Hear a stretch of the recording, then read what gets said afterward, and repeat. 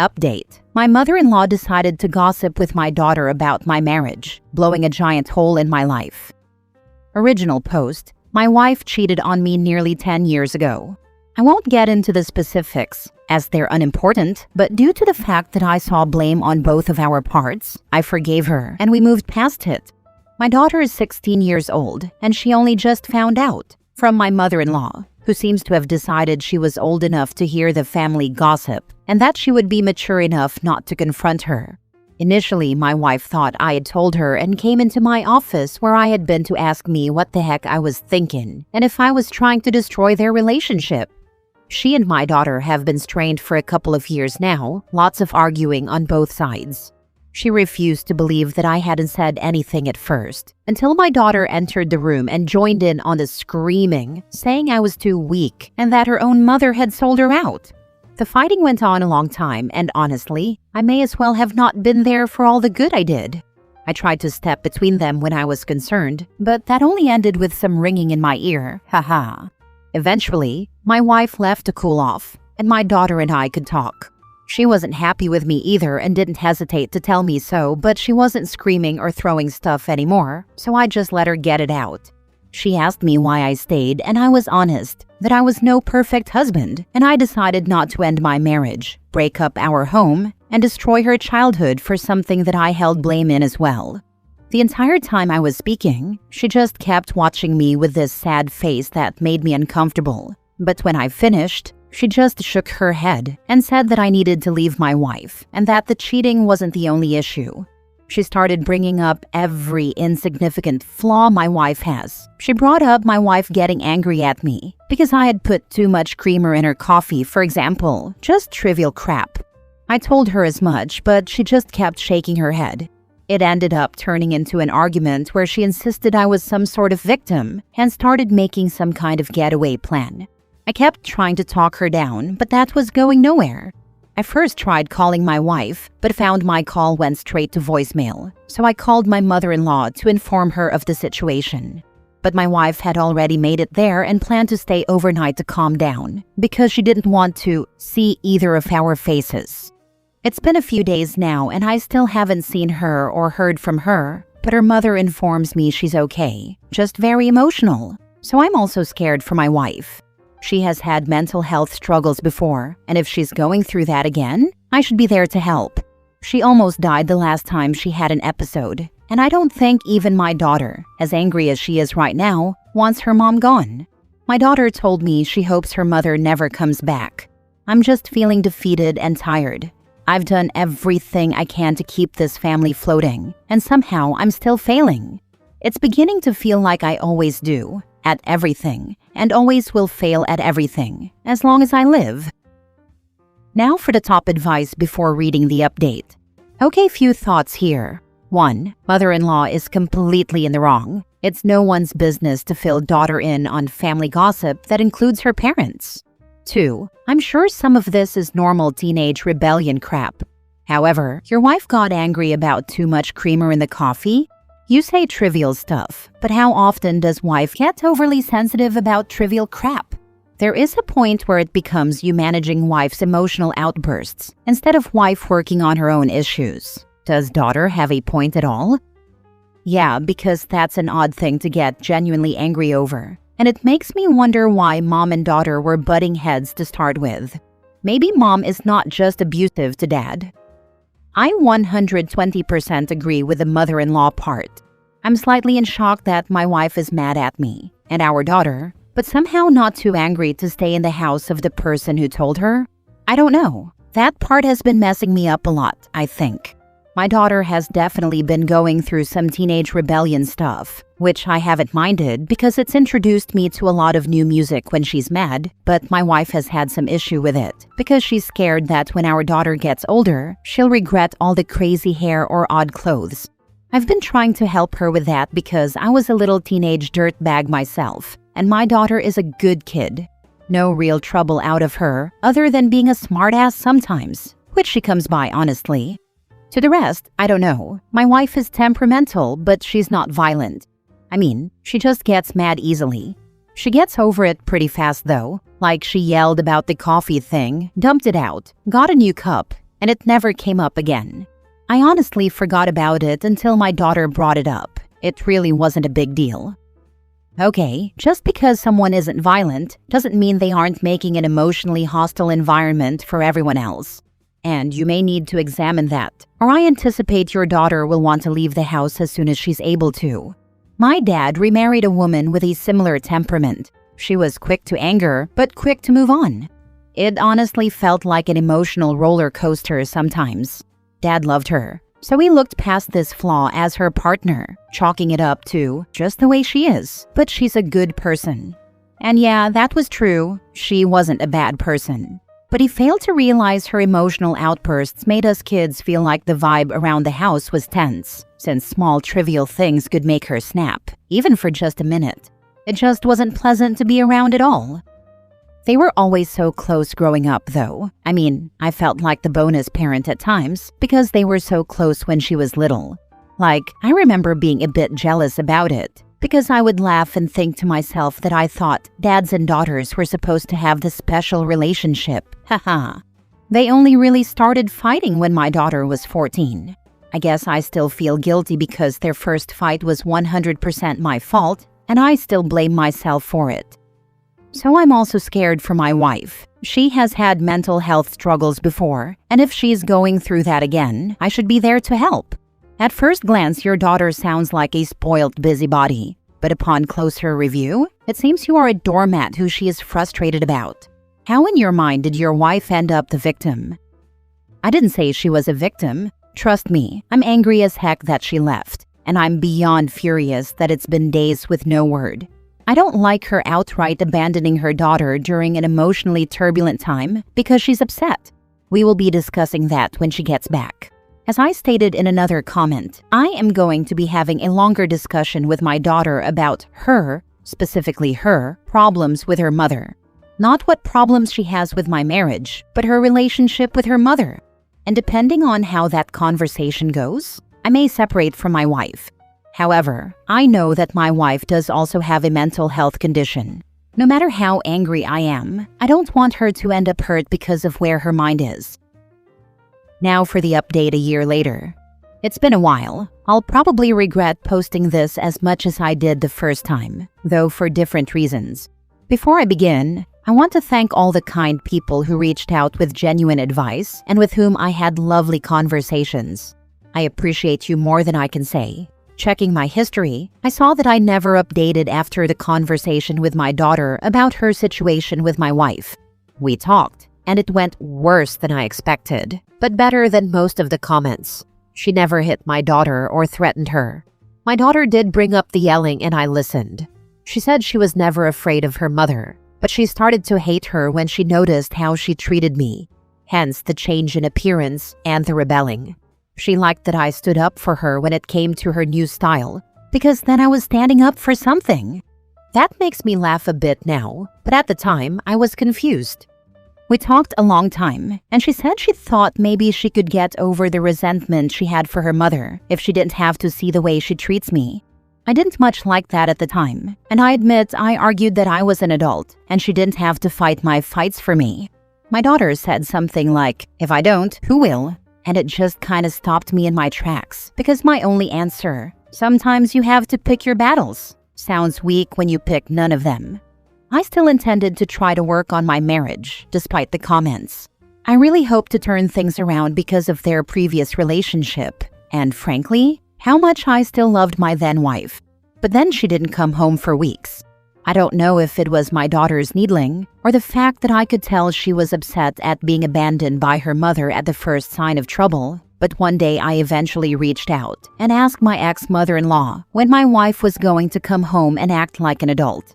I was told she was looking into divorce attorneys and that if I wanted her back, I should really work on getting my daughter to apologize. It all felt so manipulative, and I just got so angry. I hung up and spoke to my own lawyer. After being served, she tried to come back and cried that it was her mental health, but I was still so angry I just shut her down and told her to leave. The divorce was finalized a while ago. My daughter stays with me most of the time since her mother moved out of state afterward, and she wants to go to college in the area when the time comes. She visits mother-in-law and speaks to her mother on the phone sometimes. As much as I hate to admit it, their relationship is improving since the divorce. I don't hate my ex-wife, even if many, including my daughter, categorize her as abusive. She's the first woman I ever really clicked with in that way, and though I don't love her anymore, probably the last. I don't mind it so much. I have a full life without her around, and a quieter one as well. But anyway, thank you all again for listening, and I am bracing for the I told you so's. I don't blame you, you did. She thought your daughter should apologize? You will be so much better off without her. I'm fairly certain she wanted my teenage daughter to pretend she didn't even know, which is ridiculous. And regardless of my feelings on the incident, that wasn't going to happen, and I wouldn't want it to. Your daughter saved all 3 of your lives. Your wife was abusive, your daughter was being abused, and so were you. I'm glad she was adult enough to finally put an end to this madness. I really hope your ex-wife gets serious mental help and your daughter doesn't have lasting effects from it. From what I know, my ex is finding herself. Good for her. I never even knew she was lost. My daughter is a strong young woman, stronger than I ever was or ever will be. I am prouder of her than I can possibly explain, even without this situation. She's the best part of my life, and to quote the old sayings, when I count my blessings, I count her twice. My girls were the same when I left their cheating father. It wasn't pretty. He has serious mental health issues also. It's been 13 years and he is still lost. And I count them twice too. They are the best thing I ever did in my life. It does seem obvious that you are being a doormat if your own child viewed herself as needing to be your savior from her mother. Then learning the betrayal made how she felt 10 times more valid. I believe your ex-mother-in-law wanted this outcome and felt similar to your daughter. Hopefully you're doing better for yourself and listening to your daughter more instead of being defensive. Good luck with everything. My ex-mother-in-law may have, but with the crap storm she was constantly starting during the divorce, I doubt it. I think she just wanted to gossip and start drama. Predictable for her. From what I hear from my daughter, I don't ask, but she tells anyway. Mother-in-law is broken up about my ex leaving the state. Well, that's crappy to learn. That was not her place to interject. So if what you say is true, then I'd be very careful with ex-mother-in-law going forward with information. How is her relationship with your daughter? Growing more distant as time goes on, but they are still in contact. My mother-in-law hates me now, so I think that causes some tension, unfortunately. I don't even talk to the woman anymore, but somehow I am still an issue for them. It's a shame. I wish she would just grow up. Next story. My wife cried because she was cruel to me and still haven't been able to stop thinking about it. Original post. Hello. I've never posted here. I'm sorry. I really don't know exactly how to start telling this story, especially because I know it makes me look like a total prick. My wife and I have been together for around 4 years, married after 6 months of dating, and it's been mostly a dream since then, except for this one thing. She just likes to laugh and goof around, and a lot of her joking tends to have the opposite effect than intended. I'm normally not going to get upset about that kind of thing. It's not an everyday thing, but maybe weekly? Okay, ton of context out of the way. Last night, my wife and I both had a hard day at work. I think. We didn't get to talk about it because the minute we got home there was more work. You know how it is. Dogs made a hell of a mess. Yeah, so we were pretty stressed and out of it. And all I wanted to do was watch the movie she picked out and go to bed. But then she decided it would be funny to drop a couple of jokes about my appearance. Specifically, about one aspect of that appearance I have issues with. That day, I was just so tired and already upset, and I just looked at her and said, "Ow." She laughed again, but I didn't drop it. I insisted on an answer as to why she would say that about me. She asked what I meant, and I asked what kind of response she expected when she made fun of me for my appearance. Particularly a part she knew I felt bad about. I almost did the children's empathy talk. Where you go, and how would you feel if someone did that to you? But I knew that would be condescending and wrong, so I didn't. Anyway, I wouldn't have gotten much out, because this is when the crying started. I didn't get to see it stop for long all night. Just big, heaving sobs and shaking. telling me that she thinks she's going to have a panic attack all night long because I scared her by being so serious. I am not an angry person. I've never been violent. I never moved from my seat when I brought up the mocking thing. She had no reason to think that, and I could think of only one reason for her to cry like that. And this is where I'm going to sound like a prick, and why I'm doing this anonymously. She saw that I was calling her out for making fun of me for no reason, and wanted to change the vibe and feeling in the room as quickly as possible, to instead focus on her having an episode. This isn't the first time this has happened, but it's the first time I've noticed a pattern. Step 1. She upsets someone. Step 2. She will have a panic attack if you don't comfort her right now, actually. Step 3. I shove aside any and all feelings I have on the matter, no matter what it's about, apparently including mocking me. But if I don't, she'll have a genuine medical episode, and we could wind up in the hospital. If the person offended is not me, they may also be brought in for emotional support, but I will be. Do I really think that's what it is? I want to say no so bad, but a part of me does. Don't get me wrong, 99.999% of me isn't a prick. But that very small part, it's something I cannot stop thinking about. And I don't know if I want to bury myself alive or go to marriage counseling. Because one of us has a problem. Because if she's doing that, what? But because she isn't, instead I have the problem, and currently feel like I'm going through some kind of psycho werewolf transformation type thing.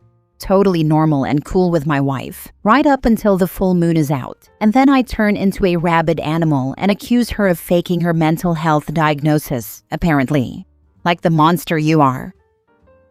Now for the top advice before reading the update. I went straight to, she's trying to manipulate the situation. Same. I hate to say it, but I feel the panic attacks are her way of gaslighting OP and making herself the victim. Reminds me of a girl I used to call a friend. She could always dish it out, no breaks. The moment she's called out on it, she's a victim. If you feel this works for you, that's your business. But I don't talk to that girl anymore. There is nothing worse than to find out how alone you are in a room with another person you thought you could speak to and be understood by. And psyching yourself out of judging, quite fairly and justifiably, someone who refuses to acknowledge the most basic feelings you have is a bad move for yourself. She hurt you, you tried to address it. She didn't want to stick around for anything further, so she checked out. That's the facts. Crying works on empathetic people because it signals that things have gone too far, that some harm has taken place, and that you should stop whatever you're doing. But what you're doing is defending yourself in a civilized way. You're the hurt one, and the only one who should have stopped, and needs to stop, is her. That's nothing you should be second-guessing. Now for the update 8 months later. So, I didn't think I would update, because after we talked about my thoughts on the issue, it was an even bigger panic attack and sobbing, and asking if I thought she was evil and all this other stuff that made me feel like the devil incarnate forever, even beginning to doubt her. We went back to the usual, and I had to deal with more of it. I didn't mention it in the last post, but this issue she had didn't just apply to me, it was for everyone and everything that could upset her. And no matter what therapy or meds she was prescribed, it did nothing at all. It wore me down so bad I was sleeping badly, and just about lost my job because I couldn't focus. Because what if she had a panic attack at work? What if I wasn't there and she needed me? We had been genuinely talking about her quitting her job, at least until we found something that worked to combat the stress and anxiety she seemed to be feeling all the damn time. All of which made me feel all the more pathetic after I found out she was cheating on me. The guy worked with her and reached out to tell me because he didn't know she was married.